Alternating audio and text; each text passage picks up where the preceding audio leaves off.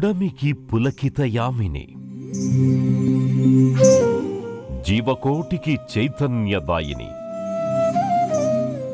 సతత హరితార్ణవ నిత్య సంజీవని,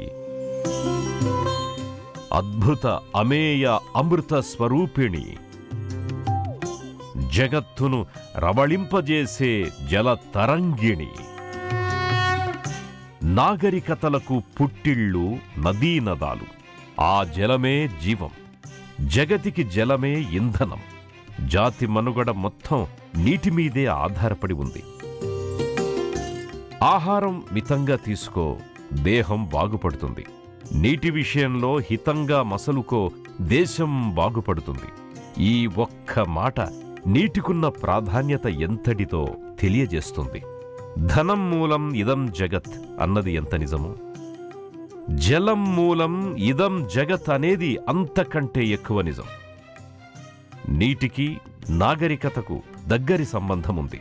మానవ వికాసానికి జలమే సాక్షీభూతంగా నిలిచింది. మానవుల క్రమ పరిణామ అభ్యున్నతికి జలమే దోహదపడింది. నదీ జలాల సమక్షంలోనే మనిషి నాగరికతకు సంబంధించిన ఓనమాలు నేర్చుకున్నాడు. నవీన శిలాయుగంలో నదుల్ని ఆసరాగా చేసుకుని స్థిర నివాసాలను ఏర్పరుచుకున్నాడు. వ్యవసాయాన్ని చేశాడు. ప్రపంచంలోని ప్రాచీన నాగరికతలన్నీ నదీ జలాల చేరువలోనే విలసిల్లాయి.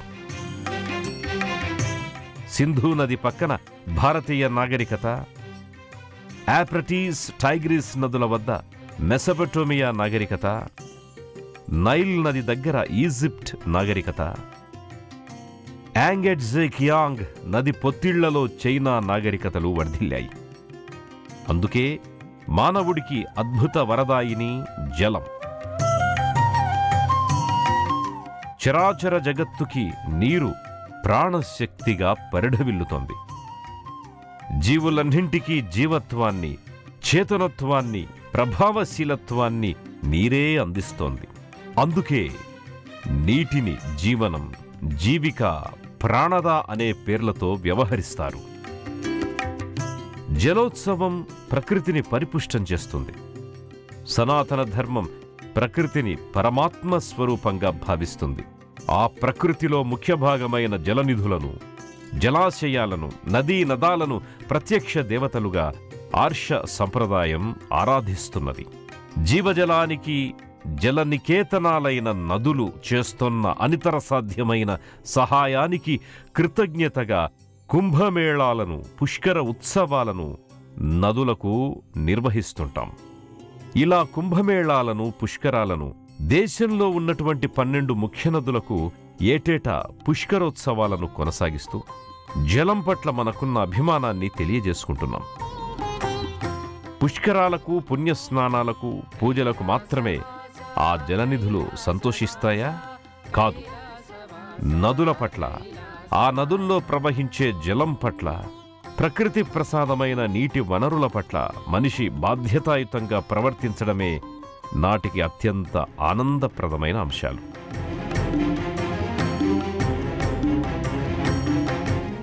ఆకాశాద్వాయుః వాయోరగ్నిః అగ్నేరాపః ఆద్భ్యః పృథివీ పృథివ్యా ఓషధయః ఓషధీభ్యోన్నం అన్నాత్ పురుషః.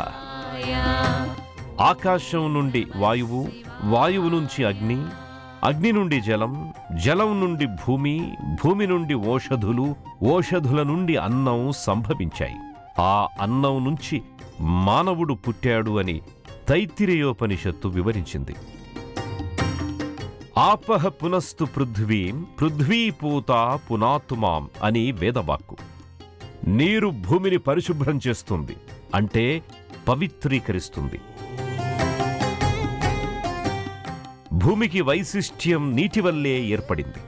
సౌర కుటుంబంలో భూమి మీద మాత్రమే నీరు పుష్కలంగా ఉందని, ఆ నీరు ఘన, ద్రవ, వాయు రూపాల్లో భూవాతావరణంలో లభ్యమవుతుందని శాస్త్రజ్ఞులు నిగ్గు తేల్చారు. అందుకే కేవలం భూమిపైన మాత్రమే జీవుల మనుగడ కొనసాగుతోంది. అందుకు నీరే ముఖ్య ఆధారం. ప్రస్తుతం పూర్ణ మహాకుంభమేళాకి ప్రయాగ్రాజ్ ముస్తాబయింది. కుంభమేళా పేరు వినగానే మహోన్నతమైన ఆధ్యాత్మిక భావ పరంపర ఆర్షధర్మాన్ని అనుసరించే వారిలో అభివ్యక్తమవుతుంది. ప్రతి 12 ఏళ్లకొక్కసారి జరిగే పుష్కర మహాకుంభమేళ మకర సంక్రమణం అంటే జనవరి 13 నుంచి మహాశివరాత్రి వరకు వైభవంగా వర్ధిల్లుతుంది. విశ్వ మహోత్సవంగా ఈ ఆధ్యాత్మికత వెల్లివిరుస్తుంది. దేశ విదేశాల నుంచి లక్షలాది మంది భక్తులు ఈ జలోత్సవానికి హాజరవుతారు. మహాకుంభమేళా వేడుకలో ప్రతిరోజు పుణ్యప్రదమే. అయితే కొన్ని ప్రత్యేక పర్వదినాలను పవిత్ర స్నానాలకు ఉత్తమమైనవిగా నిర్దేశించారు. ఈ సంవత్సరం జరిగే మహాకుంభమేళాలో జనవరి 13 పుష్యపూర్ణిమ, జనవరి 14 మకర సంక్రాంతి, జనవరి 29 మౌని అమావాస్య, ఫిబ్రవరి 3 వసంత పంచమి, ఫిబ్రవరి 12 మాఘ పూర్ణిమ, ఫిబ్రవరి 26 మహాశివరాత్రి పర్వదినాల్లో ప్రత్యేకమైన రోజులుగా పరిగణిస్తున్నారు. ఈ పవిత్రమైన రోజుల్లో అసంఖ్యాకంగా భక్తులు పుణ్యస్నానాలను ఆచరిస్తారు. కుంభమేళా ఓ ఆధ్యాత్మిక ఆనందహేళ. ఎక్కడ విన్నా నమశివాయ అనే పంచాక్షరీ నాదం, పితృకార్య నిర్వహణం, హిమాలయ యోగుల సంచారం, దాన ధర్మాచరణం ఇవన్నీ కలిసి మాటలకందని దైవికమైన సౌందర్యాన్ని ఆవిష్కరిస్తాయి.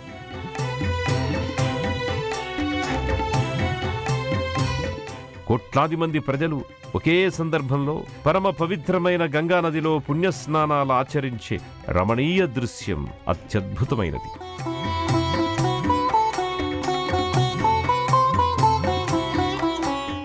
సమున్నతమైన భారతీయ ఆధ్యాత్మిక చింతనకు సమున్నత పతాక కుంభమేళా వేడుక ఉత్తరప్రదేశ్లోని ప్రయాగ్రాజ్లో గంగా, యమునా, సరస్వతీ నదుల సంగమ ప్రదేశంలో జరుగుతోన్న మహాపూర్ణ కుంభమేళ మహోత్తుంగ వేడుక. 400 మిలియన్ల మంది భక్తులు ఈ వేడుకలో పుణ్యస్నానాలు ఆచరిస్తారని ఒక అంచనా.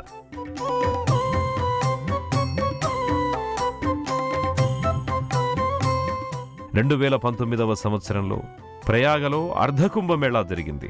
ఇప్పుడు అదే ప్రయాగలో పూర్ణ కుంభమేళా కొనసాగనుంది. 44 రోజుల పాటు కొనసాగే ఈ పవిత్ర స్నానక్రతువులో ప్రతి ఘట్టం అద్భుతం, అనిర్వచనీయం.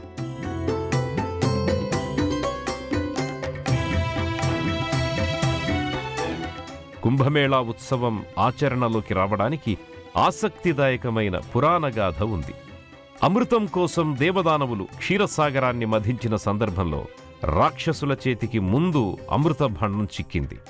ఆ అమృత కలశాన్ని వారి చేతుల నుంచి విడిపించడానికి మహావిష్ణువు తన మాయా విలాసాన్ని ప్రదర్శించాడు. మోహిని అవతారాన్ని దాల్చి ఆ కలశాన్ని దక్కించుకున్నాడు. దేవతలకు అమృతాన్ని పంచుతున్న సందర్భంలో 4 అమృత బిందువులు భూమిపై చిప్పిల్లాయి. ఆ 4 బిందువులు నదుల్లోనే పడడం విశేషం. ఆ 4 ప్రాంతాలే నేటి ప్రయాగ్రాజ్, హరిద్వార్, నాసిక్ మరియు ఉజ్జయిని. అమృత శక్తి ఈ నదుల్లో సమ్మిళితం కావడం వల్ల ఈ నదీ జలాలకు మరింత పవిత్రత ఆపాదితమైంది. అవి దివ్యశక్తిని సంతరించుకున్నాయి. ఇందుకు ప్రతీకగా 4 ప్రాంతాల్లో నదీ స్నానం ప్రధానాంశంగా కుంభమేళాలు జరుగుతాయి. ప్రతి 4 సంవత్సరాలకు ఒకసారి కుంభమేళాను నిర్వహిస్తారు. మొదటి ప్రాంతంలో కుంభమేళా జరిగిన తరువాత మళ్లీ 12 ఏళ్లకి తిరిగి ఆ ప్రాంతంలో కుంభమేళా జరుగుతుంది. 6 ఏళ్లకొకసారి జరిగే ఉత్సవాన్ని అర్ధ కుంభమేళా అని, 12 ఏళ్లకొక్కసారి జరిగే కుంభమేళా ఉత్సవాన్ని పూర్ణ కుంభమేళా అని వ్యవహరిస్తారు. 144 సంవత్సరాలకు జరిగే ఉత్సవాల్ని మహావైభవ కుంభమేళాగా పేర్కొంటారు. సూర్యుడు, బృహస్పతి గ్రహాల సంచార స్థానాల ఆధారంగా కుంభమేళా ఉత్సవాలు జరుగుతాయి. సూర్య బృహస్పతులు సింహరాశిలో ఉన్నప్పుడు నాసిక్లోను, సూర్యుడు మేషరాశిలో ఉన్నప్పుడు హరిద్వార్లోను, బృహస్పతి వృషభ రాశిలో, సూర్యుడు మకర రాశిలో ఉన్నప్పుడు ప్రయాగ్రాజ్లోను, బృహస్పతి సూర్యుడు వృశ్చిక రాశిలో ఉన్నప్పుడు ఉజ్జయినిలోనూ కుంభమేళాలు కొనసాగుతాయి. తన అనుగ్రహ విశేషం ద్వారా లభించిన నీటిని సద్వినియోగం చేసుకుని దేవలోకంలో ఉండే అమృతంతో సమానమైన నీటి విషయంలో మానవులు విచక్షణాయుతంగా వ్యవహరించాలి. జీవజాలం జలంతో సుభిక్షంగా వర్ధిల్లుతూ ప్రఫుల్లితం కావాలి అని వరుణుడి ఆకాంక్షల్ని వర్ణ సూక్తం అభివ్యక్తం చేసింది. లయకారకుడైన పరమేశ్వరుడు తన శిరస్సుపై గంగను ధరించాడు. స్థితికారకుడైన విష్ణువు సముద్రాన్నే తన ఆవాసం చేసుకున్నాడు. సృష్టికారకుడైన బ్రహ్మ నీటి నుంచి పుట్టిన కమలం నుంచి ఆవిర్భవించి అక్కడే కొలువుదీరాడు. కాబట్టి త్రిమూర్తులకు అత్యంత ప్రియమైన జలం ఈ సమస్త సృష్టిలో ప్రశస్తమైనది అని ఉపనిషత్తు చెప్పిన మాట. నమో భవాయ చ రుద్రాయ చ అంటూ రుద్రం మహేశ్వరుణ్ణి కీర్తించింది. పరమశివుడు అష్టమూర్తులుగా ఈ జగత్తంతా ఆవరించి ఉన్నాడని, ముల్లోకాలకు భవుడే జీవశక్తిని అందిస్తున్నాడని అధర్వణవేదం స్తుతించింది. శివుడి అష్టమూర్తుల్లో భవుడు జలాధిష్ఠాన రూపం. అందుకే జలేశ్వరుడిగా శివ సహస్రనామ స్తోత్రం శంకరుణ్ణి ప్రస్తావించింది. సర్వజీవులకు ప్రాణకారక శక్తి భవుడేనని, జలావరణమంతా శివకృతేనని శతరుద్ర సంహిత పేర్కొంది. శివాంశతో ఆవిష్కారమై జీవులకు ప్రాణప్రదమై భాసిల్లుతోన్న జలవనరులను యుక్తిగా విచక్షణతో సద్వినియోగం చేసుకోవాలి అని ఆర్ష సంస్కృతి నిర్దేశించింది. పుడమికి పులకిత యామినిగా, జీవకోటికి చైతన్యదాయినిగా, జగత్తును హరితార్ణవ అమృత రూపిగా రవళింపజేసే నిత్య సంజీవని జలతరంగిని. జలనిధుల్ని, జలాశయాల్ని, నదీనదాల్ని ప్రత్యక్ష దేవతలుగా సనాతన ధర్మం ప్రతిపాదించింది. జలం జీవకోటికి అందిస్తోన్న అనితర సాధ్యమైన సహాయానికి కృతజ్ఞతగా నదీనదాలకు కుంభమేళాలను, పుష్కరాలను నిర్వహిస్తున్నాం. పుడమిపై కరుణతో దేవతలు సహర్షంగా వర్షాన్ని కురిపిస్తూ తమ అనుగ్రహాన్ని ప్రకటిస్తారని భూసూక్తం వెల్లడిస్తోంది. వాననీటి బిందువుకి మరో బిందువు కలిస్తే అది విరాట్ రూపంగా మారి సింధువవుతుంది. అలాంటి వర్షపు నీటిని వివిధ పద్ధతుల్లో ఒడిసిపట్టి సంరక్షించుకోవాలి. నేటి నీటి పొదుపు, భవితకు మేటి మదుపు. నీటిని రక్షిస్తే ఆ నీరే మనల్ని సంరక్షిస్తుంది.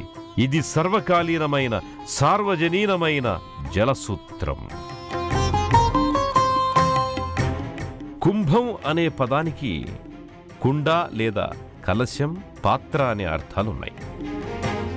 ఖగోళ జ్యోతిష్య శాస్త్రరీత్యా కుంభం ఒక రాశి కూడా.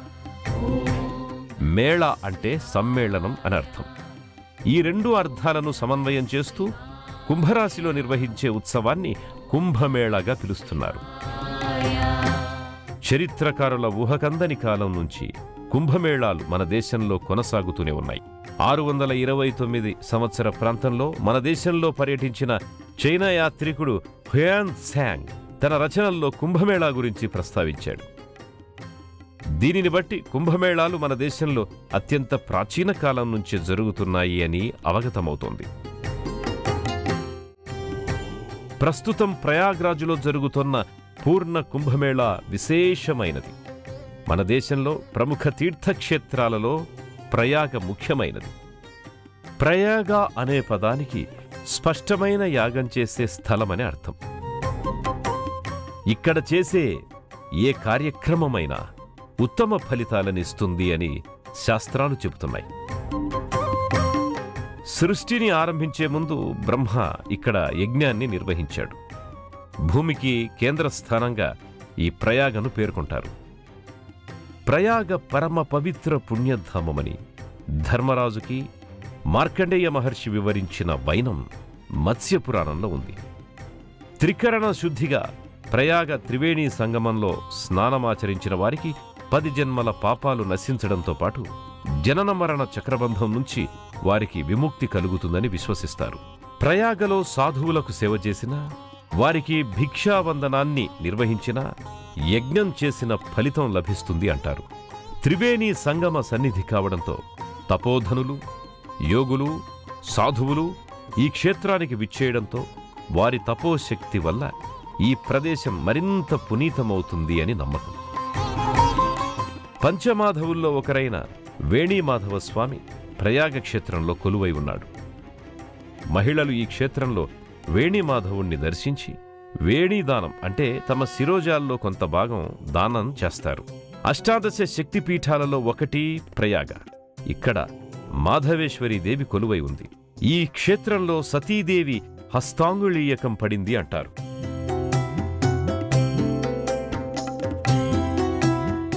నీటికి మనిషికి జన్మజన్మల బంధముంది. మనలో 70% పైగా నీరే ప్రవహిస్తుంది. అందుకే నీటితో మనిషి మమేకమయ్యాడు. ఎక్కడ నీటి గలంగలలుంటే అక్కడ మానవ జీవన సంగీతం మధురిమలతో సాగిపోతుంది. మనిషి స్వయంకృతాపరాధం వల్ల ఆ జల సంగీతంలో అపశృతి దొర్లితే సమాజ పరిస్థితి రసాభాసవుతుంది. జలపాతాన్ని వీక్షిస్తే మనసు మురుస్తుంది. నదిని తిలకిస్తే మది నాట్యమాడుతుంది. సముద్రం ఒడ్డున సేదదీరితే ఆ సంబరం అంబరాన్ని తాకుతుంది. పిల్ల కాలువ పక్కనుంచి వెళుతుంటే చిలిపితనం పరవళ్లు తొక్కుతుంది. వానలు వెల్లువై వాగులు వంకలు పారితే నీటి పట్ల వలపు వసంతమై ఉవ్వెత్తున ఎగిసిపడుతుంది. నీటికి మనిషికి పెనవేసుకుని ఉన్న అవ్యాజమైన అనురాగ బాంధవ్యమిది. నీటిలో ఉన్న ఇంతటి అపురూప బంధాన్ని మనిషి తన అజాగ్రత్తతో, నిర్లిప్తతతో, నిర్లక్ష్యంతో తెంచుకుంటే చివరికి మిగిలేదేమిటి? అంతులేని ఆవేదన, అలుపెరగని ఆక్రందన. కుంభమేళాలు, పుష్కరోత్సవాలు, పవిత్ర స్నానాలు, పుణ్యనదీ స్నానాలు, ఇలా సర్వే సర్వత్రా మన సంస్కృతిలో నీటికి ఎప్పటికీ ఆరాధన భావమే ఉంది. ఏ నదిలో స్నానం చేస్తున్నా, చివరికి నూతిగట్టున స్నానం చేస్తున్నా మనం అన్ని నదుల జలాలు మన సన్నిధికి తరలి రావాలని సంకల్పం చేసుకుంటాం. కలశ పూజ చేసి ఆ కలశంలోకి నదులు విచ్చేయాలని ప్రార్థిస్తాం. గంగే చ యమునే చైవ గోదావరి సరస్వతి నర్మదే సింధు కావేరి జలేస్మిన్ సన్నిధిం కురు. గంగ నుంచి కావేరి వరకు అన్ని నదులు మన చెంతకు రావాలని విన్నవించుకుంటాం. ఎన్నో వేల సంవత్సరాల నుంచి కుంభమేళాలు జరుగుతున్నప్పటికీ స్వాతంత్ర్యం వచ్చాక భారత ప్రభుత్వం కుంభమేళాల నిర్వహణలో ప్రత్యేక శ్రద్ధను కనబరుస్తోంది. ప్రత్యేకంగా ఉత్తరప్రదేశ్ ప్రభుత్వం భక్తులకు కనీస ప్రాథమిక సౌకర్యాలైన భద్రత, రవాణా, వైద్య ఆరోగ్య సదుపాయాలు, ఆహారం, తాగునీరు, మార్గదర్శకత్వం వంటి చర్యల్ని తీసుకుంటోంది. మహాకుంభమేళా 2025 యాప్ని ఉత్తరప్రదేశ్ ప్రభుత్వం రూపొందించింది. ఇందులో కుంభమేళాకి సంబంధించిన సమాచారం, అందుబాటులో ఉన్న సేవల గురించి వివరాలు ఉంటాయి. పవిత్ర స్నానాలు, పితృకార్యాలతో పాటు భారతీయ కళా సాంస్కృతిక వైభవం ఉట్టిపడేలా ఈ మహాపూర్ణ కుంభమేళాలో అనేక కార్యక్రమాలను ఏర్పాటు చేశారు. వేదపారాయణలు, సంప్రదాయ నృత్య ప్రదర్శనలు, ఆధ్యాత్మిక గీతాల ఆలాపన, భజనలు, ప్రవచనాలు, ఆధ్యాత్మిక సమావేశాలు, ఇలా ఎన్నో అంశాలను నిర్వహిస్తారు. కుంభమేళాకి సంబంధించిన మరో ముఖ్య విషయం దానం.